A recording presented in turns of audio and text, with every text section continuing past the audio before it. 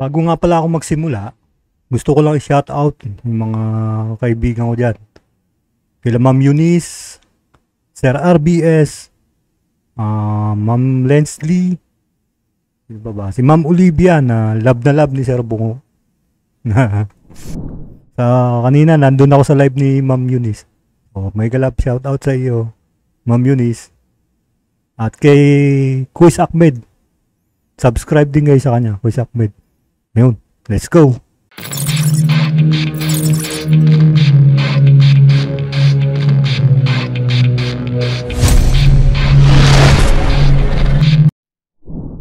Hello, Boss Moki here. Welcome sa aking channel, Encuentro Creepy TV, kung saan magre-react tayo sa iba't ibang video ng misteryo at kababalaghan. At lalo-lalo na, magre-react din tayo sa ating mga pinagmamalaki at iniidolong mga Pinoy Ghost Hunters.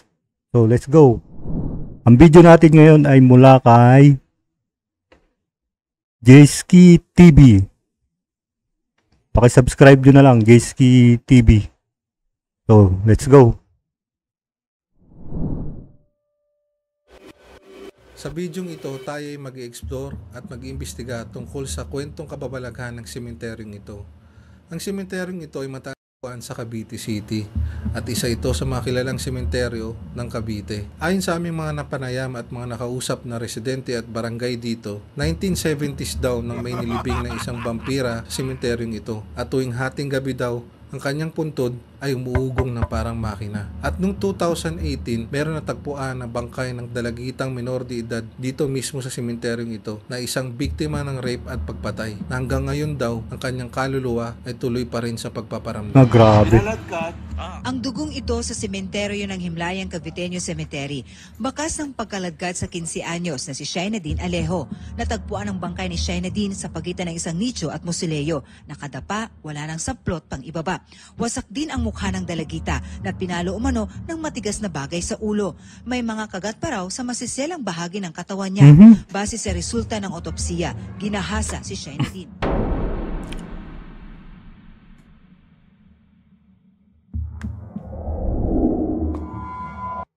Grabe naman yun.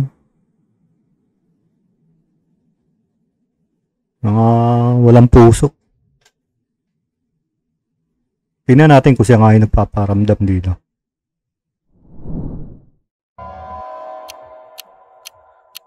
Okay guys, simulan na natin pasukin tong sementeryo. Makikita nyo guys, napakalawak talaga ng sementeryo na to. Bali dito ko sinimulan ikutin yung sementeryo sa may bandang gitna kasi halos dun banda sa likod is malaking kalsada na siya. Bali apat pa lang kami umiikot dito ngayon.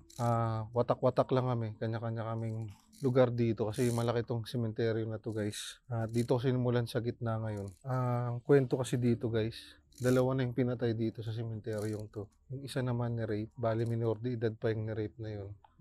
Dito. Ito yung parang madikit-dikit na nicho dito. Ikutin natin yung mga singit-singit dito guys. And kung mapapansin nyo dito, mga bagong pintura pa yung mga nicho dito. Tabi-tabi po. Mukhang may bagong libing pa. Dito tayo ngayon. At sa puntong ito, habang ako'y naglalakad at nag-i-explore, bigla na lang akong may narinig na ingay mula sa musileo na aking dinaanan.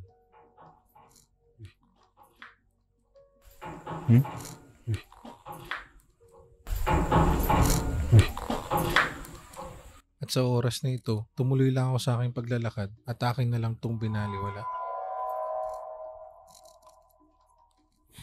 Ano yung tindahan? Guys, itong nasa likod ko ngayon, ito yung pinaka kalsada nila dito.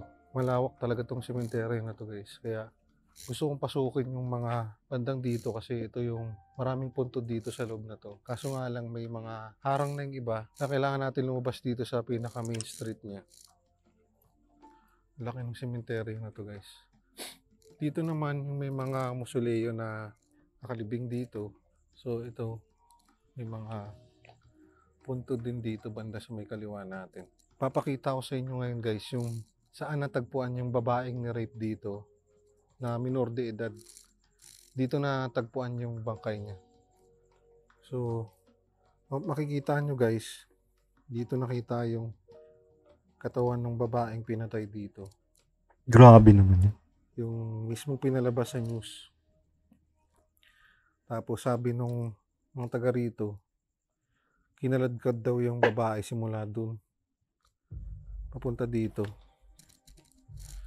Medyo may kandila lang dito sa nilalakaran ko. Hindi ko alam kung bakit. Wala namang kasinding kandila. Kung papansin nyo dun banda, may pader na. Paikot kasi itong sementeryo na to guys. Ikot-ikot ko lang yung mga sulok-sulok ng sementeryo. Kung saan maraming mga puntod, dun yung pinapasok ko. So, dun daw sa bandang likod nito guys, dagat na siya. May mga nakatira dun sa likod nito. May daanan silang maliit. Hindi ko alam asa na yung kasama ko ngayon nag-iikot-ikot kasi malawak tong sementeryo na to talaga. So, dito may mga puntod dito. May mga bubong. Ayan. So, dun naman tayo sa bandang dulo guys. Ayan, kita nyo gaano kalawak. So, yun nga tayong kasama ko guys, nasa likod ko. So, maaari nga kasi ang sabi ni Sir Ed Kaluwag dati, kung tutuusin daw, wala naman daw talaga sa sementeryo. Unless, doon namatay yung tao. So, baka nga totoo. Kasi doon namatay yung babae yung ginahasa eh. Pero sabi niya kasi, pag sementeryo, normally daw wala daw doon eh. Kasi ang namatay daw ang tao, either sa ospital o sa bahay. So, yung imprints daw na naiwan nung namatay, nando sa bahay or ospital. Doon sa kinamatayan niya. So, ito, maaari ito na nandito kasi dito siya namatay, dito siya ginahasa. Tuloy natin. So, ito naman, yung banda dito, ito yung medyo dikit-dikit na nila na puntod. Bali, mag-isa tayong umiikot ngayon dito. Nahanap ko din yung apartment ba tawag doon sa ganong mga nicho. Oo, apartment. Makikita nyo doon banda guys, ay yung makabayan dito. Bali, sa likod kasi nito, dagat na siya. Tapos may mga konting bahay. Ito tayong mga apartment type na puntod dito guys. Saan kaya to sa Cavite? Dito nata ako sa bandang dulo ng sementeryo guys. Si pader na siya. Ito nata yung dulo ng sementeryo guys. Balik na tayo dun sa bandang unahan ng sementeryo guys. Para makita nyo rin kung ano yung itsura ng sementeryo. Kanina banda dun, nilalakaran ko dun. Medyo nakakaamoy ako ng kandila. Kaya lumabas ako. Wala namang kandilang nakasindi doon. Hindi ko na makita yung kasama ko ngayon guys. Ay natay kasama ko. Teka lang sir. Pero iba kasi yung Natural siguro makakaamoy ka ng kandila dyan kasi sementeryo yan eh. Malay mo, meron nagsindi ng kandila dyan tapos naiwan lang dun yung ano, yung nalusaw na kandila. Aamoy talaga yun. So yun, medyo ano yun. Natural yun kasi sementeryo yan eh. Kaya yun yung naaamoy mo sir. korte ng itong sementeryo na to guys. Parang dalawang kalsada siya. Tapos tagpo yung kalsada nila. Parang pa-diamond yung itsura ng sementeryo na ito. Yung hugis ng sementeryo ay parang pa-diamond. Yung narating natin kanina, ayun yung pinakadulo. So, yan yung kasama ko guys. Bali paikot kasi yung ginagawa namin dito. Split up yung ginawa namin ikot ngayon dito. Magkakalayo kami. Kung ano yung mga nahagip namin, iba siguro yung mga shots ng video namin. So kanina, doon tayo galing kanina guys. Makikita nyo, doon ako nagsimula kanina. Yung bandang area doon. ilawan natin. So, ito naman yung pinaka kalsada ng pinagsimulan kanina sa video yan. So, subukan naman natin umikot dito. So, dito, ito yung mga malalaking mausoleo nila dito. Dito yung parang may mga bubong lang, ganun. Ito mukhang bago pang inilibing dito, pero ang ganda ng mausoleo nila dito. Pangmayaman yan, sir. Makikita nyo, tagusan lang siya doon sa kabilang street. Ayan, tagusan lang siya.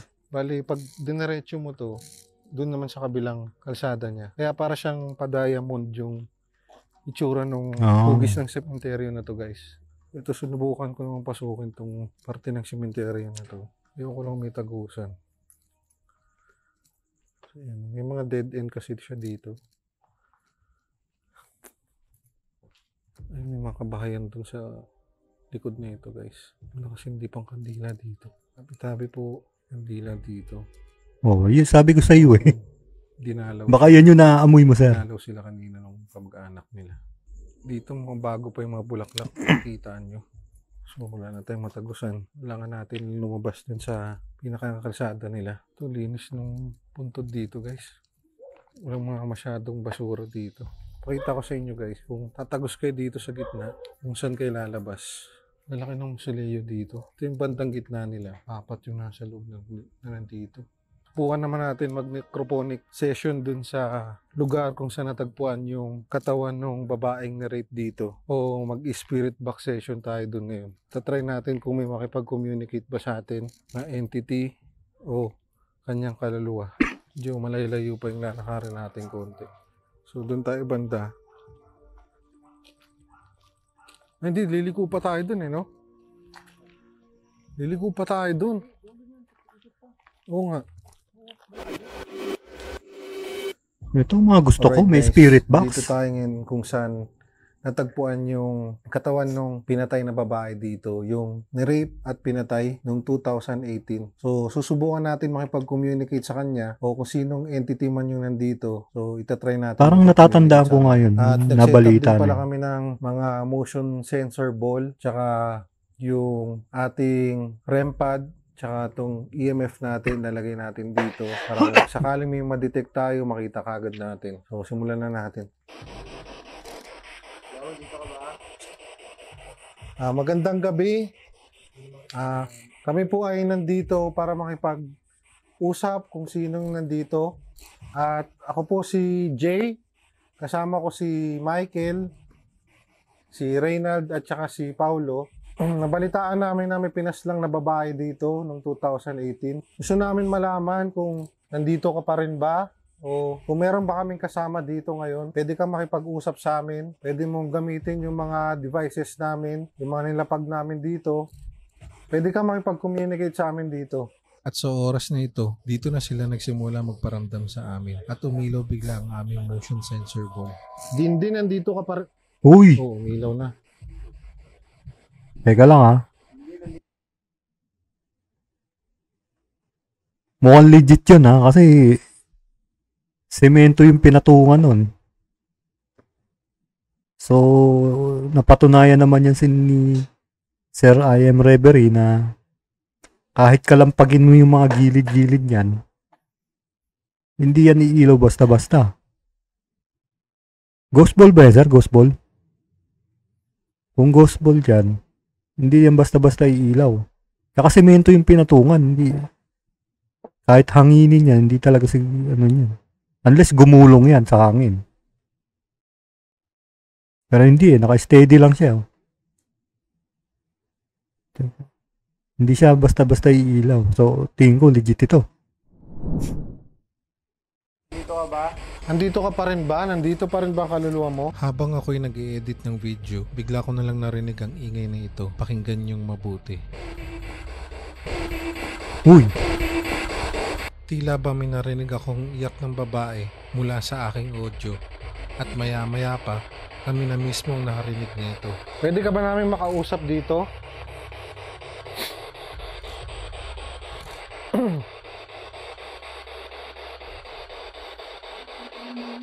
Ooh! Ano yun?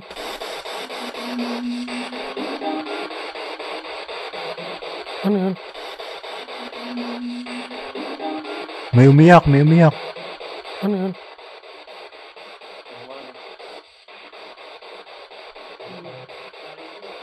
Ha? Oo. Oo.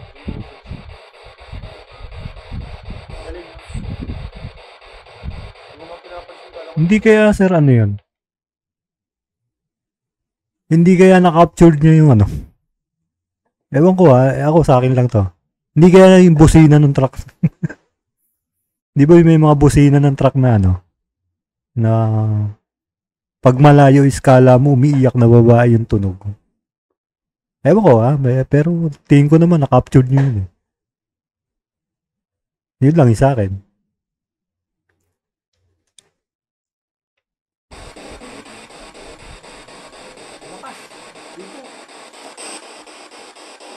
May dumaan, no? Gumanon, di ba? Umiyak. Parang humuhungol. Umuungol. May umugong kanina, eh, no? Dumaan sa atin, eh, no? Oo. Parang dumaan. Ano yun? Ha? Kala ko hindi nyo napapansin, eh. Kala ko hindi nyo narinig. Ay, umilaw na. Ayun no, umiilaw siya. Pwede po ba kayo mamatay, ah. Mamatay. Hindi ko nga rin alam, eh. Hindi naman ito namamatay.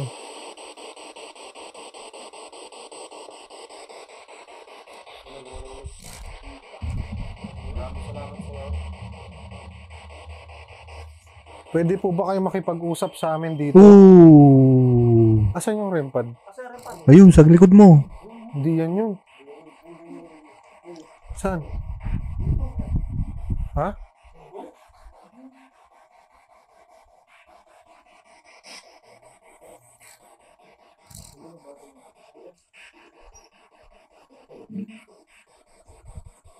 Meron ba kaming... Oh, ilaw na naman. Meron ba kaming kasama dito ngayon? Na legit yun kanina, no? Oo. Lakas eh. Ito yung mic ko eh.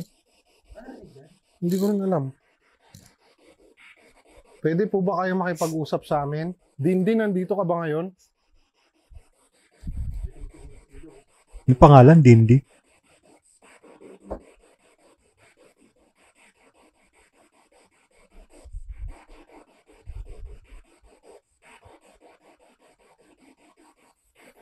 Dindi, nandito ka ba? Nasa tabi mo. Pwede ka ba makipag-communicate sa amin? Speaker nga lang. Naghaming. Ano mo? Hindi ba namin marinig yung boses mo sa pagkumagitan ng itong gamit-gamit namin?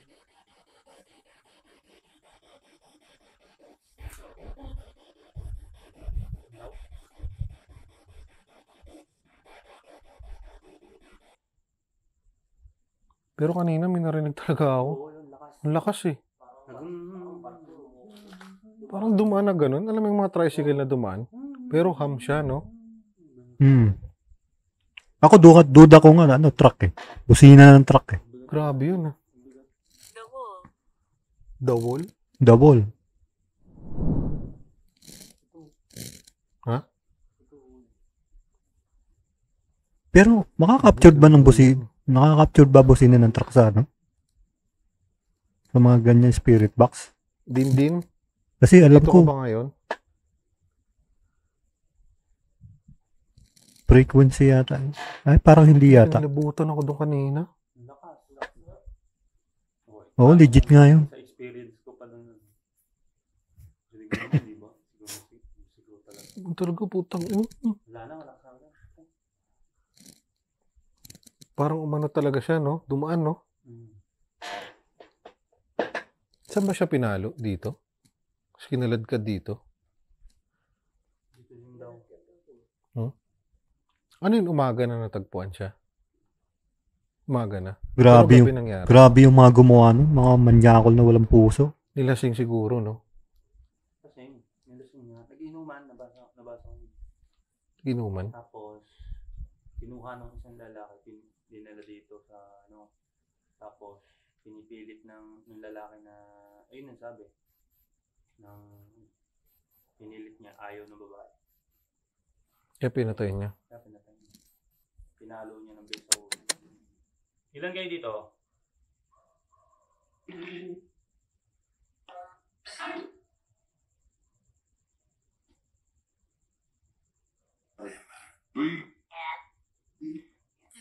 Ano daw?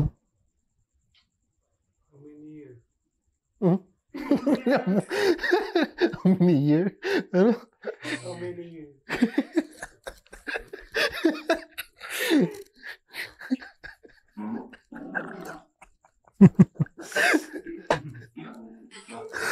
Tingnan.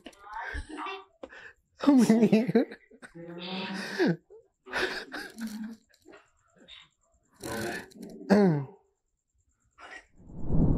So, ililink ko na lang sa description box yung YouTube channel nila. Ano palagay nyo doon sa ano? Ako, tingin ko legit yun. Oo. Kasi ano yung pinatungan ng Ghost Ball, solid yun. Nicho. Hindi mo magagalaw, hindi mo ka mauuga yun eh. Ang makakapagpailaw na lang siguro doon, kapag hinangin siya at gumulong siya, yun, iilaw yun. Pero nakita naman natin, hindi siya gumalaw eh. Bigla siyang umilaw. At saka yung boses na na-captured. Nung una tingin ko kasi sabi nila malapit daw sa daan. So ang tingin ko doon is busina. Pero naisip-isip ko, makaka-captured ba ng spirit box ba tawag doon? Makaka-captured ba yung busina nun to? Kasi alam ko hindi eh.